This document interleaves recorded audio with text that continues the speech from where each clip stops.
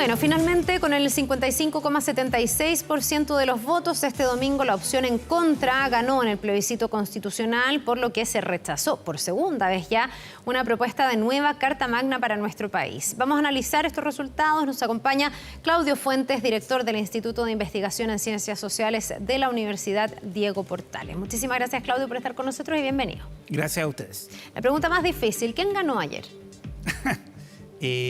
Yo creo que hay algunos perdedores, pero hay pocos ganadores. Yo creo que no hay ganadores en esta elección. Ya, muchos han dicho, y no sé si tú compartes, que el que ha perdido es Chile, que en el fondo ha perdido tiempo, ha perdido recursos, ha invertido harto para llegar a tener una nueva constitución y finalmente eso no ha ocurrido.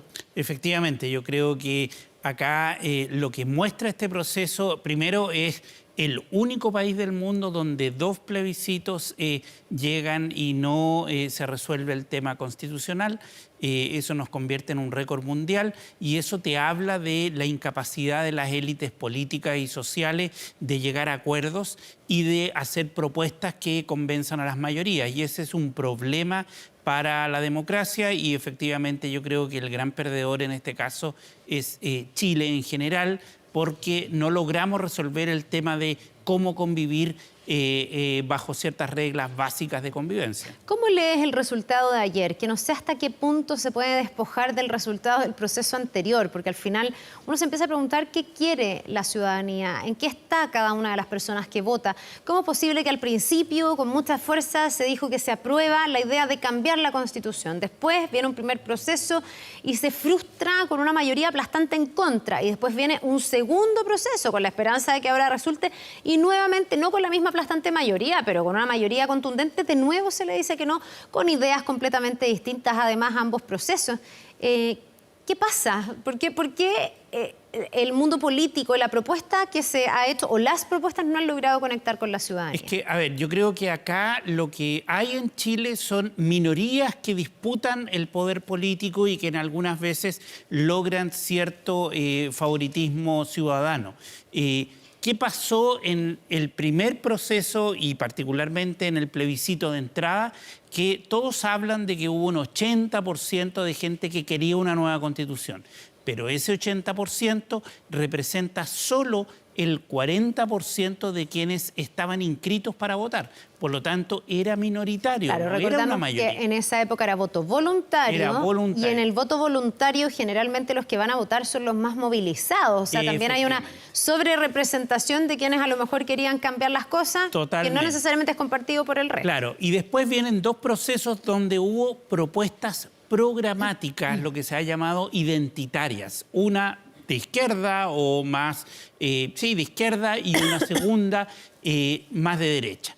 Y eso fue rechazado por la ciudadanía. Entonces, desde ese punto de vista, no se lograron acuerdos, no hubo este llamado de la transversalidad. Si hubo algo que se aprendió del proceso 1, del proceso de la convención, es que la gente quería acuerdos. Y eso en este proceso que termina no se logró. Y por lo tanto, efectivamente, cuando tú me preguntas qué quiere la ciudadanía, no es que esté cambiando de izquierda a derecha, sino que no quiere eso, quiere un proyecto de constitución que realmente sienta identificada a las mayorías y eso no lo logró la élite política ni social. Es interesante lo que tú dices, que hay minorías que se disputan el poder y yo también, a la luz de lo que ha pasado, me he quedado pensando en eso, ¿no? Si el ciudadano chileno está tan polarizado como a veces nos quieren hacer creer, porque vemos que la discusión política se ha polarizado mucho, pero a lo mejor las personas en su casa no están tan polarizadas, a lo mejor son mucho más mesuradas y lo que quieren es un texto que cautele ciertos aspectos, que consagre ciertos derechos, pero no que venga a refundar lo que Chile ha construido, ni para uno ni para otro lado, porque al final los dos proyectos identitarios se caen. Claro, mira, lo que está pasando en Chile es que hay una identidad de izquierda que vota izquierda en general en las elecciones, que son 3, 4 millones de electores. Hay una identidad de derecha que ahora llega a 5 o 6 millones de electores y hay un grupo intermedio que está evaluando y viendo, y ellos son los actores clave. Ahora, ese grupo intermedio antes le decíamos centro, ¿ya? era el gran grupo Sí. del centro. Ahora el centro no existe, es un grupo intermedio apolitizado, menos ideologizado, que está recién votando en las últimas elecciones por el voto obligatorio, y ese grupo es el que está determinando para dónde, cuál es la oferta y hacia dónde Ahora, se va. yo me imagino que ese grupo puede ser diverso también, y porque yo no sé si es tan fácil leer lo que pasó ayer con el triunfo del en contra, en el sentido de qué encarna esa alternativa, porque ahí estaban las fuerzas de izquierda, centroizquierda, que obviamente miraban esta constitución o este proyecto muy de lejos, diciendo que era refundacional, que era ultraconservador, pero también esperando cambiar la constitución vigente. Pero tengo la impresión de que dentro de ese en contra también tiene que haber personas que en el comienzo nunca estuvieron de acuerdo con que la constitución se cambiara, al menos totalmente. A lo mejor hay gente que está dispuesta a que se le hagan ciertas modificaciones como se le vienen haciendo, pero que no querían refundar en un nuevo texto las reglas del juego para Chile. Entonces, qué difícil leer el en contra. ¿Es gente que quería quedarse como estamos o es gente que quiere un cambio, pero otro tipo de cambio? Totalmente de acuerdo contigo. ¿Por qué? Porque si bien hay un derrotado que es la derecha, que se jugó por un proyecto de constitución, en el caso de el en contra, como tú dices, hay un segmento de centro, la democracia cristiana, de izquierda, pero también de derecha. Acuérdate tú de Rojo Edwards, De Tere extrema derecha, o Marinovich. sea que está más a la derecha que los republicanos. Efectivamente, y por lo tanto es una mezcla, y por lo tanto ahí y yo creo que eso es bueno, que el gobierno haya sido bastante moderado. ¿Por qué? Porque eso no es de propiedad de la izquierda, eso es una mezcla de resultado, incluso de gente que vota en contra del sistema, que quizás está También. dentro de ese voto en contra. Claro, incluso dentro de aquel que votó en contra para que se mantenga la constitución actual, puede haber gente que está de acuerdo con esa idea, pero que no tiene nada que ver con las ideas de Rojo Edwards y compañía, y que a lo mejor no es tan conservadora y que no se inscribe dentro de esa opción política, ¿no? Totalmente, claro. Entonces lo que tenemos que analizar es con mucho cuidado, y un poco más adelante, el tipo de votante que está detrás del voto en contra. No es un voto totalmente de izquierda, no es un voto a favor, incluso uno cuando ve los resultados electorales, por ejemplo, en el caso de la Florida, 67% de voto en contra. ¿Eso quiere decir que Carter está totalmente perdido? Yo tendría mis dudas, porque las lógicas en el tema constitucional funcionan distinto de la lógica electoral municipal. Ya, municipal y también presidencial, se ven de alguna manera impactados los liderazgos que ya estaban sobre la mesa a raíz de lo que ha pasado con el plebiscito. Kast, Matei, y algunos estiman, no sé si tú estás de acuerdo con eso, que aquí puede haber una ganadora, que es Michelle Bachelet, que rompió con fuerza en contra, en un video súper cuestionado. Finalmente se impone el en contra, pero uno podrá hacer la correlación y decir que Bachelet fue influyente y que sale ganando. A ver, varias cosas. Respecto de la derecha y Kast, yo creo que él no resultó derrotado, él en particular. ¿Por qué? Pese a que él ayer reconoce que es una derrota. Sí, o sea, obviamente pierden la elección, pero si tú te fijas, la propiedad la va a reclamar él. La propiedad, y de hecho lo ha dicho, o sea, en términos de que acá hay un proyecto político que estaban encauzando con ciertas ideas. Ahora, él sacó 3.6 millones de votos en la segunda vuelta presidencial. Ahora ese proyecto obtuvo 5 puntos y tantos millones de votos.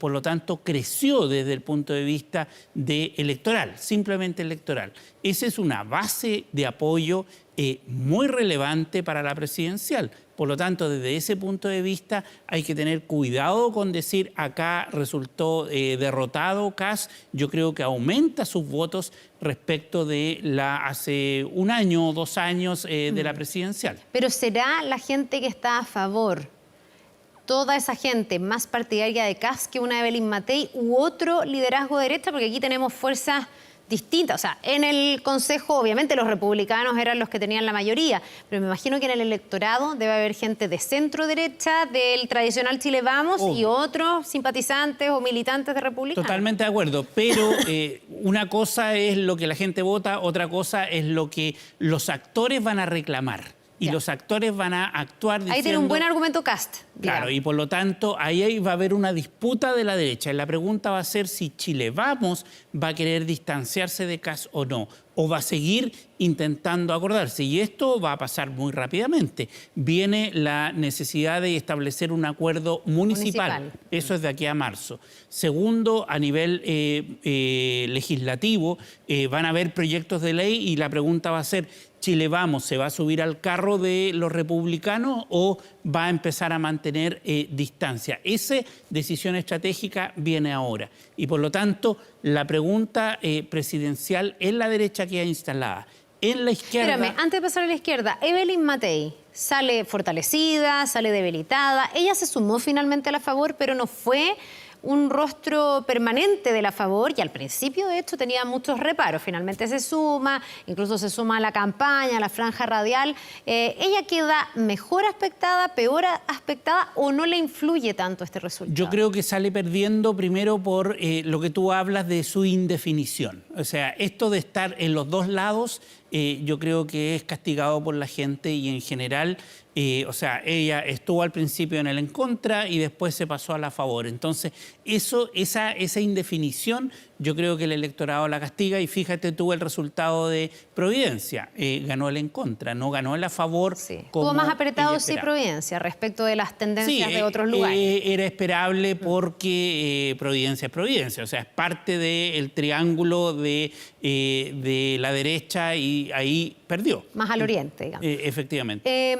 ¿Qué pasa en la izquierda? Porque te interrumpí para terminar de cerrar el puzzle por ahora con las dos candidaturas que uno ve más claras en la derecha y centro derecha. No, el problema para la izquierda en general es que no tiene una candidatura muy fuerte expectada y en ese sentido el recurrir a Bachelet, como se recurrió en la campaña, creo que es evidentemente una carta presidencial muy relevante.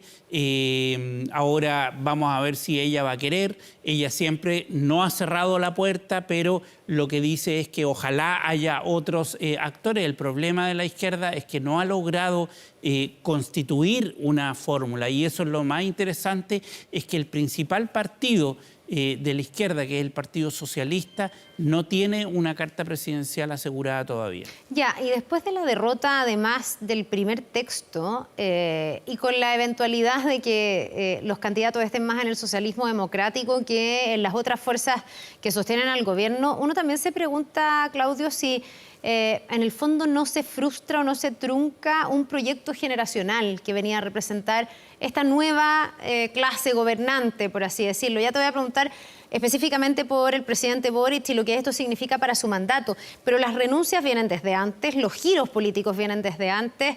El primer texto que el gobierno apoyó con mucha fuerza fue contundentemente rechazado y además la hipótesis que era que esta constitución que tenemos era nefasta, que los últimos 30 años habían sido pésimos, pareciera hoy día estar en revisión por parte de la ciudadanía. ¿No hay ahí un diagnóstico de entrada de estos jóvenes que hoy día gobiernan que estaba errado y no se compromete su proyección futura? Porque si estamos hablando, en vez de pensar en nuevos liderazgos, en que vuelva Michelle Bachelet, uno dice, bueno, esto significa que no se ha logrado que nadie más se ponga como en el liderazgo. Totalmente. Yo creo que, a ver, primero la derrota de ese proyecto político yo creo que sucedió en septiembre pasado con la elección y del rechazo. O sea, ahí se dio la sepultura a ese proyecto político que era un proyecto no solamente de nueva constitución, sino que era un proyecto ideológico. Es un proyecto que tiene ideas respecto del neoliberalismo, respecto del modo de concebir a la sociedad. Eso es lo que resultó fracasado. Y por lo tanto ahí viene todo el ciclo que tú hablas de acomodarse, de aceptar la realidad política, que no tenía las mayorías, de reformar su agenda de gobierno, y por lo tanto yo creo que efectivamente esa derrota es anterior a este proceso. Este proceso es simplemente resistir a un proyecto más de derecha y eso lo consiguieron. Ya, ¿y eso le da un nuevo aire al gobierno o no necesariamente? Yo creo que sí le da un nuevo aire en la medida en que sea bien administrado. O sea, tienen que administrar, creo yo, las primeras señales han sido buenas, positivas en términos de decir, esto no es para celebrar, segundo, esto no es un triunfo del gobierno. O sea, esas dos señales a mí me parecen muy razonables. Tienen que tener mucho cuidado porque primero no tienen las mayorías en el legislativo, por lo tanto tienen que llegar a acuerdos, y en segundo lugar viene una elección el próximo año y por lo tanto, y la derecha no, 5 millones y tanto de votos no es algo menor, y con lo cual se pueda dar por sentado que de nuevo va a tener una mayoría en la municipal. Ahora, Claudio, uno se pregunta si hay razones para estar esperanzados en lo que ayer todos transversalmente dijeron, que yo decía, chuta, darse una vuelta de 4 años para llegar a esta conclusión es complejo, porque esto debería ser la base, que era como, bueno, la ciudadanía nos ha dado una lección de que tenemos que conectar con sus prioridades, y uno dice, chuta, no sé si era necesario pasar por todo esto era necesario tal vez para otros fines, pero no para aprender lo evidente y lo lógico, ¿no? Que es que nuestras fuerzas políticas y los representantes de la gente están justamente para resolver los problemas.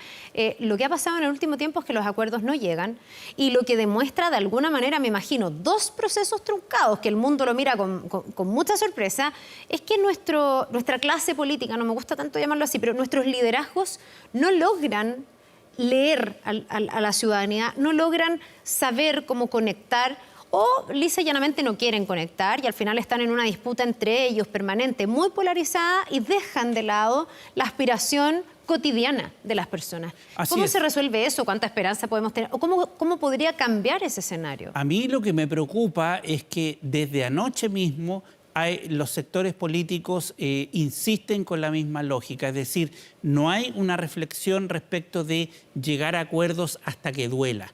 Esa idea no está instalada, y claramente las señales políticas de anoche, por ejemplo, de algunos líderes políticos diciendo no va a haber cambio en la reforma de pensiones, no va a haber reforma tributaria. Señalar eso yo creo que es no entender que se requieren acuerdos hasta que duela, y eso no está llegando en el país. Yo creo que es fundamental a aspectos claves como el tema de la salud, el tema de las pensiones y el tema del crecimiento económico. Son 3 ámbitos que son fundamentales para este gobierno y para la sociedad en general. Ya, yo no sé si el tener municipales a puertas, porque esto vuela en un año más, cambia un poco el escenario político si tú ves que lo tensiona al punto que los acuerdos se hacen más esquivos, o obliga a tratar de llegar a acuerdos, porque hay temas, Claudio, que ya eran urgentes hace 4 gobiernos. O sea, el tema de las pensiones los venimos hablando desde Bachelet 1. Sí. Y aquí ya llevamos 2 años de gobierno, que está entrando además en un tercer año que es absolutamente electoral, y el cuarto, para qué decir, porque ya va de salida, y todavía no se resuelve. Entonces uno teme que se vuelva a dar el escenario donde transcurre todo el gobierno y no hay acuerdo. Efectivamente, yo creo que, mira, las elecciones en algunas ocasiones tienden a ayudar, pero en muchas tienden a polarizar más las situaciones. Y por lo tanto, yo creo que los próximos 4 meses son fundamentales. Después vamos a entrar en la dinámica electoral. De enero a abril aproximadamente es la ventana de oportunidad que va a tener este gobierno. Estoy dejando con el Navidad, verano de por medio, ¿eh? Estoy dejando Navidad de por medio para descansar un poco. Y febrero hay vacaciones. Y por lo tanto hay 4 meses de por medio para lograr un acuerdo básico, y yo creo que pensiones es quizá el que está más cerca, pero que podría llegar a alejarse si es que no hay un acuerdo. Bien, pues ojalá que estemos súper equivocados y que los acuerdos lleguen, pero es preocupante ver que este proceso y también la política cotidiana no está logrando conectar con las urgencias de la ciudadanía. Claudio Fuentes, director del Instituto de Investigación de Ciencias Sociales de la Universidad Diego Portales, gracias por habernos acompañado. Gracias a ti, Carla. Que te vaya muy bien, que tengas un buen día. Gracias. Nos vemos.